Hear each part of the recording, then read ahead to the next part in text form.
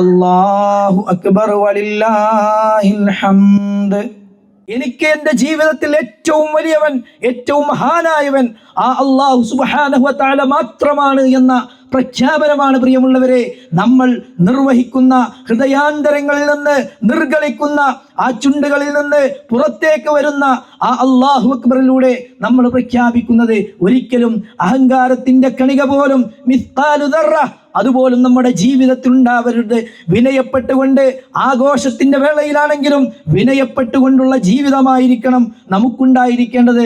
മഹാനായ റസൂലുള്ളാഹി സ്വല്ലല്ലാഹു അലൈഹി വസല്ലമയുടെ ഹദീസുകളിൽ നിന്ന് പാഠം ഉൾക്കൊണ്ടുകൊണ്ട് മഹാന്മാരായ സലഫുകൾ, പണ്ഡിതന്മാർ പറഞ്ഞു, നമ്മുടെ വാക്കിൽ പോലും വിനയം കലർന്നതായിരിക്കണം. ഒരു കിബറിന്റെ അംശം പോലും, എത്രത്തോളം അന, ഞാനെന്ന ഭാവം, ഞാനെന്ന പ്രയോഗം, അതുപോലെ ലീ, എനിക്കുണ്ട് എന്ന പ്രയോഗം, ഇന്ദി, എൻ്റെ അടുത്തുണ്ട് എന്ന പ്രയോഗത്തെ പോലും നമ്മൾ ഗൗരവപൂർവം കാണണമെന്നാണ് പണ്ഡിതന്മാർ വിശദീകരിക്കുന്നു. മഹാനായ ഇബ്നുൽ ഖയ്യിം റഹിമഹുല്ലാഹ് പറഞ്ഞു, അന, അത് പിശാചിന്റെ വാക്കാണ്, ഞാനാണ് വലിയവൻ, അവനെക്കാളും ഞാനാണ് മേന്മയുള്ളവൻ എന്ന് അവൻ പറഞ്ഞു.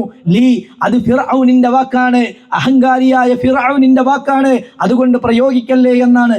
ഇന്ദി, അത് അഹങ്കാരിയായ ഖാറൂനിന്റെ വാക്കാണ്, അതുകൊണ്ട് പ്രയോഗിക്കല്ലേ എന്നുള്ളത് റസൂലുള്ളാഹി സ്വല്ലല്ലാഹു അലൈഹി വസല്ലമയുടെ ഹദീസുകളെ മുൻനിർത്തി മഹാന്മാരായ പണ്ഡിതന്മാർ നമുക്ക് പഠിപ്പിച്ചു തരികയാണ്. സഹോദരങ്ങളെ, അല്ലാഹു അക്ബറിന്റെ ആ ആത്മാവ്, അന്തസത്ത ഉൾക്കൊണ്ടുകൊണ്ടുള്ള ജീവിതമായിരിക്കണം ഇനി അങ്ങോട്ടുള്ള ഓരോ മിനിറ്റുകളിലും നമുക്കുണ്ടായിരിക്കേണ്ടത്.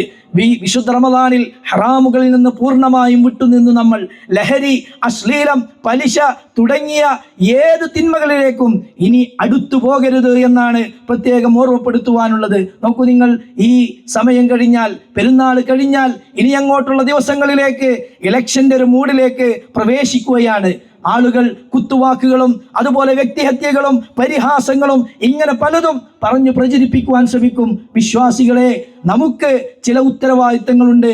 നമ്മുടെ നാവിനെ നിയന്ത്രിക്കാൻ, നമ്മുടെ സംസാരത്തെ സൂക്ഷിക്കുവാൻ, മറ്റൊരു മുസ്ലിമിനെ പ്രയാസമുണ്ടാക്കുന്ന, അഭിമാനത്തിന് ക്ഷതം വരുത്തുന്ന ഒരു വർത്തമാനങ്ങളും നമ്മുടെ നാവിൽ നിന്ന് വരുന്നില്ല എന്നുള്ളത് നമ്മൾ ഉറപ്പാക്കണം. അതുപോലെ നാം വിശുദ്ധ റമദാനിൽ നേടിയെടുത്ത നന്മകൾ അതോടുകൂടി അവസാനിക്കേണ്ടതല്ല, തുടർച്ചയായി കൊണ്ടുപോകണം. നമുക്ക് കാണാം, കുൻ റബ്ബാനിയൻ വലാ തകുൻ റമളാനിയൻ. നിങ്ങൾ റബ്ബിനെ ഇഷ്ടപ്പെടുന്നവർ, റബ്ബിന്റെ വചനങ്ങളെ ഇഷ്ടപ്പെട്ടുകൊണ്ട് അവന് വേണ്ടി ജീവിക്കുന്നവരാകണം.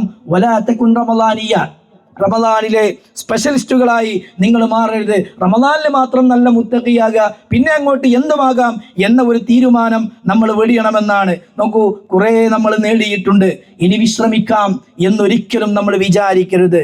അങ്ങനെ വിചാരിക്കാൻ പാടില്ല എന്നാണ്. നന്മകൾ തുടർച്ചയായി കൊണ്ടുപോകണം. ഇമാം സുന്ന അഹ്മദ് ബിൻ ഹംബൽ റഹിമഹുല്ലാഹ് പറയുന്നു, മതറാഹ എന്ന ചോദ്യം മഹാനായ അഹ്മദ് ബിൻ ഹംബൽ റഹിമഹുല്ലാഹയോട് ചോദിക്കുക, ഇമാം എപ്പോഴാണ് വിശ്രമം എന്ന് ചോദിച്ചപ്പോൾ മഹാനായ പണ്ഡിതൻ പറഞ്ഞു, അർറാഹതു ഇൻദ അവ്വലി ഖദമിൻ തലഉഹാ ഫിൽ ജന്ന.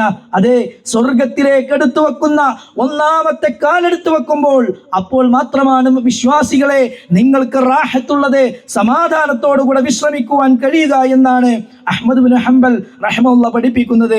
അവരൊക്കെ അങ്ങനെയായിരുന്നു. മഹാന്മാർ, മുൻഗാമികൾ അവരങ്ങനെയായിരുന്നു. നോക്കൂ നിങ്ങൾ, ചരിത്രത്തിന്റെ താളുകളിൽ നിന്ന് നമ്മൾ വായിക്കുന്നു, മഹാനായ അബൂ ഹുറൈറ റളിയല്ലാഹു അൻഹുവിനെ അറിയാത്ത ഒരു കുഞ്ഞു പോലും ഉണ്ടാകുകയില്ല മുസ്ലിം ലോകത്ത്.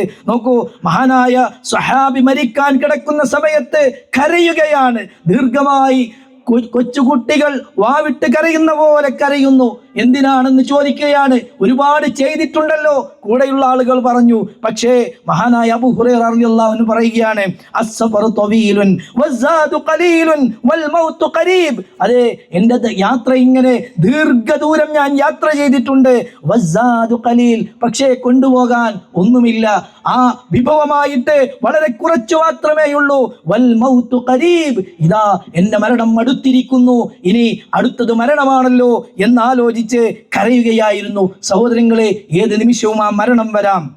നന്മയിൽ വഴിദൂരം സഞ്ചരിച്ച ആ മുൻഗാമികൾ മരണത്തെ മുന്നിൽ കണ്ടുകൊണ്ടായിരുന്നു അവരുടെ ജീവിതം കെട്ടിപ്പടുത്തതെങ്കിൽ നമ്മൾ പ്രത്യേകമായ ഒരു ശ്രദ്ധ ആ വിഷയത്തിൽ നൽകേണ്ടതുണ്ട് എന്നാണ്. നിങ്ങൾ ചില വാർത്തകൾ കേൾക്കുമ്പോൾ ഞെട്ടലോടുകൂടെയാണ് നമ്മൾ കേൾക്കുന്നത്. കൊലപാതകങ്ങൾ വർദ്ധിച്ചു വരുന്നു. നിസ്സാരമായ കാര്യത്തിന് വേണ്ടി ഇസ്തിഖാമത്ത് നഷ്ടപ്പെട്ട്, റബ്ബിനെ കുറിച്ചുള്ള ബോധം നഷ്ടപ്പെട്ട്, പരലോകത്തെ പോലും മറന്നുകൊണ്ട് പരസ്പരം കുത്തി നോവിക്കുന്നതിലൂടെ അങ്ങോട്ടും ഇങ്ങോട്ടും ചെറിയ കുഞ്ഞുങ്ങളെ പോലെയും കൊന്ന് കഷ്ണമാക്കി നുറുക്കിക്കളയുന്ന വാർത്തകൾ നമ്മൾ കേൾക്കുകയാണ്. എന്താണ് അതിൽ ശ്രദ്ധിക്കേണ്ടത്? ആമൻതു ബില്ലാഹ് എന്ന് പ്രഖ്യാപിച്ച നാം അള്ളാഹുവിൽ വിശ്വസിച്ചവനാണ് എന്ന് നമ്മൾ പ്രഖ്യാപിച്ചിട്ടുണ്ടെങ്കിൽ പിന്നെ സുമ്മസ്തഖിം, നിങ്ങൾ ഇസ്തിഖാമത്തിലാകണം, ഇസ്തിഖാമത്തിൽ ചലിക്കണം. അസീറു ഫി ത്വരീഖ് ഹത്തൽ മമാത്, ഞാൻ മരണം വരേക്കും ഈ വഴിയിലായിരിക്കും എന്നുള്ള കാര്യം നമ്മൾ ഓരോരുത്തരും മനസ്സിലേക്ക് ഉറപ്പ് നൽകേണ്ടതുണ്ട്. നിങ്ങൾ ശിർക്ക് കടന്നു വരാത്തവണ്ണം തൗഹീദിനെ അരക്കിട്ടുറപ്പിക്കണം. നമ്മൾ നിഫാഖിനെ തകർത്തെറിഞ്ഞ് ഇഖ്ലാസിനെ ശക്തമാക്കണം. നമ്മൾ അനാചാരങ്ങളെ അസ്ഥാനത്തേക്ക് വലിച്ചെറിഞ്ഞ് മുത്തബിഉസ്സുന്നകളായി സുന്നത്തുകളെ സ്വീകരിക്കുന്നവരായി ജീവിക്കുവാൻ നമുക്ക് കഴിയണമെന്നുള്ളതാണ്. നോക്കൂ, റമളാനിന്റെ ചൈതന്യം നഷ്ടപ്പെടുത്തുന്ന ഒന്നും നമ്മുടെ ജീവിതത്തിൽ ഉണ്ടായിക്കൂടാ എന്നാണ്. ഡിജിറ്റൽ ലഹരിയുടെ കാണാപ്പുറങ്ങളിൽ നമ്മുടെ കുട്ടികൾ അഭിരമിച്ചു കൊണ്ടിരിക്കുകയാണ്. രക്ഷിതാക്കൾക്ക് കൃത്യമായ ബോധ്യമുണ്ടാവണം, എൻ്റെ കുട്ടി വഴിതെറ്റി പോകുന്നില്ല എന്ന്. ഓരോ നിമിഷവും ജാഗരൂകരായിരിക്കേണ്ട സന്ദർഭമാണ്. അഡിക്ഷനെ സൂക്ഷിക്കണം നമ്മൾ. ലഹരി പല രൂപത്തിലും കോലത്തിലും പുതുതലമുറയെ കാർന്നു തിന്നുകൊണ്ടിരിക്കുകയാണ്. വീട്ടിൽ ഒരാൾ അഡിക്ഷനായി അങ്ങനെ ലഹരിയുള്ള ഒരാളുണ്ടെങ്കിൽ ആ കുടുംബത്തിന്റെ സമാധാനം മുഴുവനും എന്ന കാര്യത്തിൽ സംശയമില്ല. സമൂഹത്തിന്റെയും നാടിന്റെയും സ്വസ്ഥം കെടുത്തിക്കളയുമെന്നുള്ളതാണ്. അടുത്തു പോകരുത്, ലഹരിയുമായി ഒരു നിലക്കുമുള്ള ബന്ധമുണ്ടാവരുത്. കൂട്ടുകെട്ടുകൾ പ്രത്യേകം ശ്രദ്ധിക്കേണ്ടതുണ്ട്. വളരെ ചുരുങ്ങിയ വാക്കുകൾ കൊണ്ട് ഓർമ്മപ്പെടുത്തുന്നു എന്ന് മാത്രം. നിങ്ങൾ പലരും മൊബൈൽ ഫോണിൽ അഡിക്റ്റാണ്. ഞാൻ അഡിക്റ്റാണെന്ന് ഞാൻ പറയുന്നില്ല. ചിലർ പറയും, ഭ്രാന്തനോട് ചോദിച്ചാൽ അവന് ഭ്രാന്തില്ലെന്ന് എന്ന് പറയൂ എന്ന് പറഞ്ഞ പോലെയാണ്. ചില ആളുകൾ ഫുൾ ടൈം മൊബൈലിലാണ്. സഹോദരങ്ങളെ, നമ്മുടെ സോഷ്യൽ മീഡിയ ഉപയോഗം അത് ക്രമപ്പെടുത്തേണ്ടതുണ്ട്. നന്മകളിലേക്ക് വഴിതിരിച്ചു വിടാൻ നമുക്ക് സാധിക്കേണ്ടതുണ്ട്. റീൽസിലും ഷോർട്സിലും ആ കണ്ടതന്നെ വീണ്ടും വീണ്ടും ഇങ്ങനെ കാണുന്ന രൂപത്തിൽ അതങ്ങനെ തോണ്ടിക്കൊണ്ടിരിക്കുന്ന ഒരവസ്ഥ വിശ്വാസികളെ നമുക്കുണ്ടാവരുത്. റിയൽ ലൈഫ് വിട്ട് റിയൽ ലൈഫിലേക്ക് പോയിക്കൊണ്ടിരിക്കുകയാണ് പലരും. അതുപോലെ തന്നെ വിശ്വാസങ്ങളെ, ആചാരങ്ങളെ വെടിഞ്ഞ് ട്രെൻഡുകൾക്ക് പിന്നാലെ ആളുകൾ നീങ്ങിക്കൊണ്ടിരിക്കുകയാണ്. പല മക്കളും രക്ഷിതാക്കൾക്ക് നൊമ്പരങ്ങളാകുന്നു. പുതിയ കാലത്ത് പുതിയ വാർത്തകൾ വരുമ്പോൾ നമ്മൾ വേദനിച്ചു പോവുകയാണ്. പ്രേമുള്ളവരെ, മൊബൈലിൻ്റെ ആ യൂസിങ്, അതിൻ്റെ ഉപയോഗത്തിൻ്റെ വിഷയത്തിൽ പ്രത്യേകം ശ്രദ്ധിക്കേണ്ടതുണ്ട്. പഠനകാര്യത്തിൽ നമ്മൾ ശ്രദ്ധിക്കണം. നമ്മുടെ മക്കളൊക്കെ SSLC, ഹയർ സെക്കൻഡറി പരീക്ഷകളൊക്കെ എഴുതുന്ന ഒരു സമയമാണ്. മറ്റു ആനുവൽ എക്സാമുകളൊക്കെ എഴുതുന്ന സമയമാണ്. പരീക്ഷയിൽ നല്ല മാർക്ക് നമ്മൾ സ്കോർ ചെയ്യണം. കുട്ടികൾ അതിന് ശ്രദ്ധിക്കണമെന്ന് പ്രത്യേകം ഓർമ്മപ്പെടുത്തുകയാണ്. പഠിക്കാനുള്ള താല്പര്യം നല്ലത് തന്നെയാണ്. പക്ഷേ പുതിയ കാലത്തെ ട്രെൻഡുകൾക്ക് പിന്നാലെ പോയി തൻ്റെ പിതാവിൻ്റെ സാമ്പത്തിക സ്ഥിതി പോലും മനസ്സിലാക്കാതെ എനിക്ക് UK പോകണം, എനിക്ക് ലണ്ടനിൽ പോകണം, എനിക്ക് അമേരിക്കയിൽ പോകണം, ഇങ്ങനെയുള്ള ചില താല്പര്യങ്ങൾ പറഞ്ഞുകൊണ്ട് തൻ്റെ പിതാവിൻ്റെ കയ്യിൽ അതിനുള്ള വരുമാനമുണ്ടോ എന്ന് പോലും ചിന്തിക്കാതെ അതിനുവേണ്ടി വലിയതായ പ്രകോപനങ്ങൾ വീട്ടിൽ സൃഷ്ടിക്കുന്ന ആളുകൾ ഇന്ന് കുറവല്ല എന്നുള്ളത് നമ്മൾ കാണുകയാണ്. ഉപ്പയും ഉമ്മയും പ്രത്യേകം ശ്രദ്ധിക്കുക. അവരെക്കുറിച്ച് നമ്മൾ പ്രത്യേകം ശ്രദ്ധിക്കണം. നമ്മുടെ സ്വർഗത്തിലേക്കുള്ള 2 കവാടങ്ങളാണ് നമ്മുടെ പ്രിയപ്പെട്ട മാതാപിതാക്കൾ. അവരെ നൊമ്പരപ്പെടുത്തിക്കൊണ്ട് ആ സ്വർഗത്തിൽ പ്രവേശിക്കുക എന്നുള്ളത് സാധ്യമല്ല എന്നുള്ളതാണ് മഹാന്മാരായ താബിഈ പണ്ഡിതന്മാർ നമുക്ക് പഠിപ്പിച്ചു തരുന്നത്. കാനലി ബാബാനി മഫ്തൂഹാനി ഇലൽ ജന്ന ഖദ് ഉഗ്ലിക അഹദുഹുമാ. നമുക്ക് സ്വർഗത്തിലേക്ക് പ്രവേശിക്കാനുള്ള 2 വാതിലുകൾ, അതാണ് നമ്മുടെ മാതാപിതാക്കൾ. അവരണഞ്ഞാൽ, അവർ മരിച്ചു കഴിഞ്ഞാൽ അതിലേക്കുള്ള വാതില് അടക്കപ്പെട്ടു എന്നുള്ളതാണ്.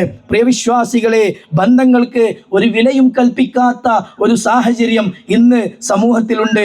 നിസ്സാരമായ കാര്യങ്ങൾക്ക് പോലും പിണങ്ങി അകന്നു നിന്നുകൊണ്ട് ഒന്നുമില്ല, ഒരു സലാം പോലും പറയാത്ത വിധം അങ്ങോട്ടും ഇങ്ങോട്ടും മുഖം ചുളിച്ച് തിരിഞ്ഞു നടക്കുന്ന ആളുകളെ കാണുന്നു. യഥാർത്ഥത്തിൽ ഒരിക്കലും ഒരു വിശ്വാസിക്ക് ചേർന്നതല്ല.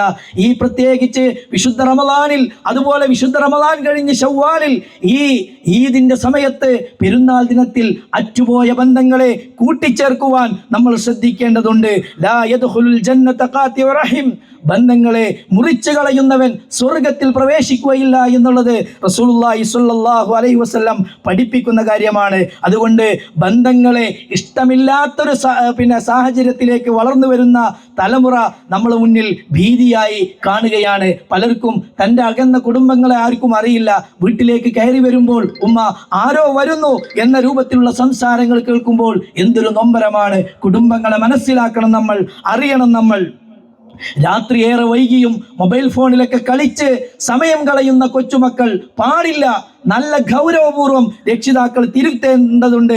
നൈറ്റ് ലൈഫുകളെ ഇഷ്ടപ്പെടുന്നു, അതുപോലെ ഫ്രീഡം ആഗ്രഹിക്കുന്നു, ജീവിതം നിയന്ത്രണങ്ങളില്ലാതെ എൻജോയ്മെൻ്റായി സ്വീകരിക്കുന്ന മൈ ബോഡി മൈ ചോയ്സ് എന്നിത്യാദി വാചകങ്ങളുമായി ക്യാപ്ഷനുമായൊക്കെ മുന്നോട്ട് നീങ്ങുന്ന പുതുതലമുറയെ തിരുത്താൻ, അരുതെന്ന് പറയാൻ, നേർവഴിയിലേക്ക് നേർമാർഗം കാണിച്ചു കൊടുക്കാൻ പിതാക്കന്മാർക്ക്, മുതിർന്ന യുവാക്കൾക്ക്, സമൂഹത്തിലെ എല്ലാവർക്കും ഉത്തരവാദിത്തമുണ്ട് എന്ന് നമ്മൾ മനസ്സിലാക്കുക.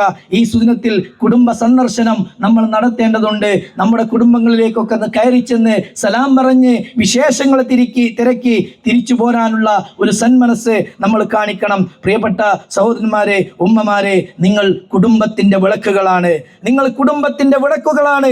അണഞ്ഞു പോയാൽ ആ കുടുംബം മൊത്തം കൂരിരുട്ടിലായി പോകും. തെളിഞ്ഞു കത്തിയാൽ അത് പ്രകാശപൂരിതമാകും. അതുകൊണ്ട് നമ്മളുടെ കണ്ണുകൾ സദാ ജാഗരൂകരായി എല്ലായിടത്തും നമ്മളുടെ ഒരു ശ്രദ്ധയുണ്ടാകണമെന്ന് പ്രത്യേകം മാതാപിതാക്കളോട് ഓർമ്മപ്പെടുത്തുകയാണ്. മക്കളുടെ വിഷയത്തിൽ കൃത്യമായി ഇടപെടാൻ നമുക്ക് കഴിയണം. കൃത്യമായി ഇടപെടുക എന്ന് പറയുമ്പോൾ ദേഷ്യപ്പെട്ട്, കോപിച്ച്, ആട്ടിയോടിച്ച്, കയ്യിൽ കിട്ടിയതെടുത്ത് എറിഞ്ഞ് അങ്ങനെയല്ല, മനസ്സിലാകുന്ന രൂപത്തിൽ പറഞ്ഞുകൊടുത്ത് ദീനിയായ പാഠങ്ങൾ പഠിപ്പിച്ചു നൽകണം. അത് നമ്മൾ സ്വയം പഠിക്കണം, മക്കളെ പഠിപ്പിക്കണം. അനിസ്ലാമിക വേഷവിധാനങ്ങൾ കോലം കെട്ടി ഇറങ്ങുന്നത് നമ്മുടെ വീട്ടിൽ നിന്ന്, ഒരു മുജാഹിദിന്റെ വീട്ടിൽ നിന്ന് ഇറങ്ങുന്നില്ല എന്ന് ഉറപ്പുവരുത്തണം. അതിന് രക്ഷിതാക്കൾക്ക് വലിയ ഉത്തരവാദിത്തമുണ്ട്. നോക്കൂ, നിങ്ങൾ വിശുദ്ധ റമദാൻ കഴിഞ്ഞ് ഒരു ഈദ് മുസല്ലയിലേക്ക് വരുമ്പോൾ അൽഹംദുലില്ലാ ഇവിടെയൊക്കെ നല്ലൊരു സമാധാന അന്തരീക്ഷമാണ്. എന്നാൽ ചിലയിടങ്ങളിൽ നമ്മൾ കാണുന്നു കോലം കെട്ടിയിറങ്ങുകയാണ് മക്കൾ. കാണാൻ ഭംഗിയുണ്ടെങ്കിൽ തിരക്കേടില്ല, അതുമില്ല. എന്നിട്ട് ജീൻസിന്റെ പാൻറ്റും അതുപോലെ ഒരു ടീഷർട്ടും ഒക്കെ ഇട്ട് പെൺകുട്ടികൾ ഒരു ഷാള് കഴുത്തിൽ ചുറ്റി അങ്ങനെ ഇറങ്ങുന്നു. അതുപോലെ ആൺകുട്ടികൾ കീറിപ്പറിഞ്ഞ വസ്ത്രങ്ങൾ, അതൊക്കെ ഏതോ ആളുകൾ, ഈ വ്ളോഗർമാർ പടച്ചുവിടുന്ന, അതിൻ്റെ പിന്നാലെ പോകുന്ന ചില സാഹചര്യങ്ങൾ പാടില്ലെന്ന് നമ്മൾ മനസ്സിലാക്കുക. ഫ്രണ്ട്ഷിപ്പുകൾ, ബെസ്റ്റി എന്നൊക്കെ ഓമനപ്പേര് വിളിക്കുന്ന അവിഹിത ബന്ധങ്ങളെ ഒരിക്കലും നമ്മുടെ ജീവിതത്തിലേക്ക് കൊണ്ടുവരരുത്. അത്തരം കാര്യങ്ങളിൽ നിന്ന് വിശ്വാസികളായ കുട്ടികൾ മാറി നിൽക്കണമെന്നുള്ളത് പ്രത്യേകം നമ്മൾ ശ്രദ്ധിക്കുക. പ്രിയ സഹോദരി സഹോദരന്മാരെ, ശാന്തസുന്ദരമായ അന്തരീക്ഷത്തിൽ നാം പെരുന്നാൾ ആഘോഷിക്കുമ്പോൾ ഫലസ്തീനിലും ഇറാനിൽ ലെബനാനിൽ അതുപോലെയുള്ള ഗൾഫ് നാടുകളിൽ യുദ്ധഭീതിയാണ്, പ്രയാസങ്ങളാണ്. ഒരു ഭാഗത്ത് അമേരിക്കയും ഇസ്രായേലും അതുപോലെയുള്ള വൻശക്തികൾ ഒരു ഭാഗത്ത് പടയൊരുക്കുമ്പോൾ മറുഭാഗത്ത് ഷിയ ചുവയുള്ള ആളുകൾ ആ ഭാഗത്ത് നിന്ന് മിസൈലുകൾ ആക്രമണങ്ങൾ നടത്തുമ്പോൾ അതിൻ്റെ ഇടയിൽപ്പെടുന്ന പാവപ്പെട്ട മുസ്ലിമീങ്ങൾ, കുട്ടികൾ, വൃദ്ധർ, സ്ത്രീകൾ എല്ലാവരും പ്രയാസത്തിലാണ്. അല്ലാഹു സുബ്ഹാനഹു വ തആല അവർക്കൊക്കെ ആശ്വാസവും സമാധാനവും നൽകട്ടെ എന്ന് പ്രത്യേകമായി പ്രാർത്ഥിക്കുകയാണ്. പ്രിയമുള്ളവരെ, ഈ സമയത്ത് നമ്മൾ അങ്ങേയറ്റം ശ്രദ്ധിക്കേണ്ടതുണ്ട്. ഗൾഫ് നാടുകളിൽ ആശങ്ക ഒഴിഞ്ഞിട്ടില്ല. വിശുദ്ധ റമദാൻ കഴിയട്ടെ എന്നുള്ള ചില വാർത്തകളൊക്കെ നമ്മൾ കേൾക്കുകയാണ്. എന്താകുമെന്ന് നമുക്കറിയില്ല. നമുക്കാകെയുള്ള സമാധാനം പ്രാർത്ഥിക്കുക എന്നുള്ളതാണ്. നമുക്ക് ചെയ്യാനുള്ളത് പ്രാർത്ഥിക്കുക എന്നുള്ളതാണ്. അത്തരം കഠിനമായ ഹൃദയങ്ങളുള്ള ആളുകളെ അവരെ ഇരുത്തേണ്ട ഇടത്ത് ഇരുത്തണേ എന്ന് അള്ളാഹുവിനോട് പ്രാർത്ഥിക്കാൻ നമുക്ക്. അതുപോലെ തന്നെ പ്രായമുള്ള ആളുകൾ, കുഞ്ഞു മനസ്സുകൾ, അവർക്ക് ഇനിയും ജീവിക്കേണ്ടതുണ്ട്. അതിനുവേണ്ടി ആശ്വാസം കിട്ടാൻ, സമാധാനത്തിന് വേണ്ടി പ്രാർത്ഥിക്കുക നമ്മൾ. അതുപോലെ തന്നെ ഗൾഫ് നാടുകളിലെ ഈ യുദ്ധഭീതി നിലനിൽക്കുമ്പോൾ നമ്മുടെ നാട്ടിലെ സാഹചര്യങ്ങൾ വഷളായിക്കൊണ്ടിരിക്കുകയാണ്. ഓരോ സാധനങ്ങൾക്കും ക്രമാതീതമായി വർധനവ് വന്നുകൊണ്ടിരിക്കുകയാണ്. നമുക്കറിയാം, ഗ്യാസിന്റെ വിഷയമൊക്കെ നമുക്ക് അറിയാവുന്നതാണ്. സഹോദരിമാർ, കുടുംബ ബജറ്റിൽ നല്ലൊരു ശ്രദ്ധ സഹോദരിമാരെ നിങ്ങൾക്കുണ്ടാവണം. ആവശ്യങ്ങളും അനാവശ്യങ്ങളും ആർഭാടങ്ങളെയും പ്രത്യേകം ലിസ്റ്റ് ചെയ്ത് അത്യാവശ്യങ്ങളെ മാത്രം ഉപയോഗപ്പെടുത്തി മുന്നോട്ട് കൊണ്ടുപോകാൻ നമുക്ക് സാധിക്കേണ്ടതുണ്ട്. നോക്കൂ നിങ്ങൾ, നമ്മുടെ കുട്ടികൾ വളരെ നിഷ്കളങ്കരാണ്. ആ നിഷ്കളങ്കരായ കുട്ടികളെ ദീനി ചിട്ടയിൽ വളർത്തി മുന്നോട്ട് കൊണ്ടുവരാൻ നമ്മൾ പ്രത്യേകം ശ്രദ്ധ കാണിക്കണം. തൗഹീദിൽ അടിയുറച്ചു നിൽക്കണം. അല്ലാഹു അക്ബർ എന്ന ധ്വനികൾ മുഴങ്ങി അത് ജീവിതത്തിൽ പകർത്തി റബ്ബിന് ഇഷ്ടപ്പെടുന്ന നല്ല മുത്തഖീങ്ങളായി മുവഹിദുകളായി വളരാൻ ജീവിക്കാൻ നമ്മൾ ശ്രദ്ധ കാണിക്കുക. അല്ലാഹു സുബ്ഹാനഹു വ തആല അനുഗ്രഹിക്കുമാറാവട്ടെ. അല്ലാഹുവേ, ഞങ്ങളിൽ വന്നുപോയിട്ടുള്ള ചെറുതും വലുതുമായ എല്ലാ പാപങ്ങളും ദോഷങ്ങളും നീ വിട്ടുപുറത്ത് മാപ്പാക്കി തന്ന തമ്പുരാനെ. അല്ലാഹുവേ, എല്ലാവിധ പരീക്ഷണങ്ങളിൽ നിന്ന് മുസീബത്തുകളിൽ നിന്ന് നീ ഞങ്ങളെ കാത്തുരക്ഷിക്കണേ അല്ലാഹുവേ, യുദ്ധക്കെടുതിയിൽ നിന്ന് അതിൻ്റെ പ്രയാസങ്ങളിൽ നിന്ന് എല്ലാവരെയും വിശ്വാസികളെയും നീ രക്ഷപ്പെടുത്തി അനുഗ്രഹിക്കണേ അല്ലാഹുവേ, ആ യുദ്ധക്കൊതിയന്മാരായ ആളുകളെ ഇരുത്തേണ്ടത് എടുത്ത് ഇരുത്തി അവർക്ക് അമർച്ച നൽകണേ അല്ലാഹുവേ, പ്രയാസങ്ങൾ അനുഭവിക്കുന്നവർക്ക് സമാധാനവും ശാന്തിയും നൽകി അനുഗ്രഹിക്കണേ ഈ ഈദിൻ്റെ വേളയിലും വാട്ടർ ബെഡിൽ അതുപോലെ തന്നെ വീടിൻ്റെ അകങ്ങളിൽ പ്രയാസം അനുഭവിച്ച് രോഗികളായി കഴിയുന്ന ആളുകളുണ്ട്. അല്ലാഹുവേ, അവർക്ക് ആശ്വാസവും സമാധാനവും നൽകി അനുഗ്രഹിക്കണേ ഷിഫാഇനെ പ്രദാനം ചെയ്യണേ നാഥ. ഞങ്ങളിൽ നിന്ന് കഴിഞ്ഞ ഈദ്ഗാഹിൽ ഞങ്ങളോടൊപ്പം പങ്കെടുത്ത ആളുകൾ പലരും ഇന്നില്ല നാഥ, അവർ ഖബറിലാണ്. അല്ലാഹുവേ, അവർക്ക് മഗ്ഫിറത്തും റഹ്മത്തും നൽകി അനുഗ്രഹിക്കണേ അല്ലാഹുവേ, ഞങ്ങളുടെ പള്ളിക്ക് വേണ്ടി അതുപോലെ മദ്രസയ്ക്ക് വേണ്ടി അതുപോലെ ദീനി സംരംഭങ്ങൾക്ക് വേണ്ടി ധാരാളം മനസ്സഴിഞ്ഞ് സഹായിച്ച ഒരുപാട് ആളുകളുണ്ട്. അല്ലാഹുവേ, അവർക്ക് നീ അർഹമായ പ്രതിഫലം നൽകണേ ഇനിയും ദീനി രംഗങ്ങളിൽ മുന്നേറാനുള്ള സന്മനസ് എല്ലാവർക്കും നൽകി അനുഗ്രഹിക്കണേ اللهم اغفر للمؤمنين والمؤمنات والمسلمين والمسلمات والأحياء منهم والأموات إنك مجيب الدعوات ويا قاضي الحاجات. اللهم أعز الإسلام والمسلمين وأذل الشرك والمشركين. اللهم أجرنا من النار، اللهم أجرنا من النار، اللهم أجرنا من النار، اللهم أجر والدينا من النار.